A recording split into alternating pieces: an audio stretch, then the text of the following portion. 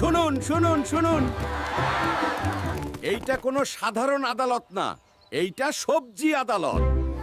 Order order order, আদালত শুরু।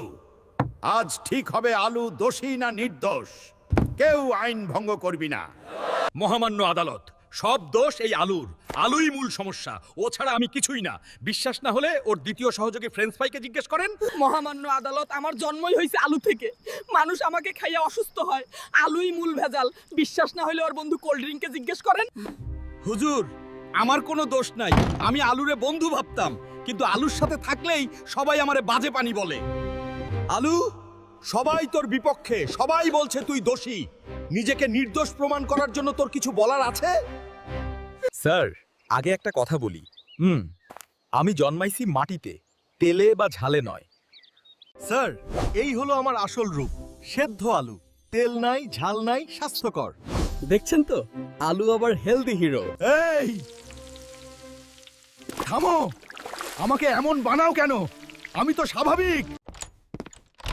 তোমারে ঠিকঠাক মতো তেলে না ভাজলে স্বাদ লাগবো না, আর স্বাদ না থাকলে খাইবো কি ভাই? তার মানে আলু নিজে থেকে খারাপ হয়নি, মানুষ আলুকে খারাপ বানিয়েছে। মানুষের কারণে আলুর দোষ হয়েছে। স্যার, আমি গরিবের বন্ধু, কারো ক্ষতি করার জন্য আমার জন্ম হয়নি, কিন্তু এই মানুষই মানুষের ক্ষতির কারণ বানায়। মহাদয়, আলু থাকলে কেউ অসুস্থ হয় না। আলু ছাড়া আমরা ভাত ডাল অচল। সব সমস্যার কারণ তেল। আলু নির্দোষ, আলুর কোনো দোষ নেই, মানুষ দোষী। আমরা সঠিক বিচার চাই। শরীর ফিট ও সুস্থ রাখতে চাইলে আলু বাদ না, তেল বাদ দাও। তার মানে আমি এতদিন ভুল বুঝতাম আলুকে। দোষ আলুর না, তেলের। এখন সব পরিষ্কার। আমরা আলুকে আর দোষ দিতে পারি না, আলু নির্দোষ।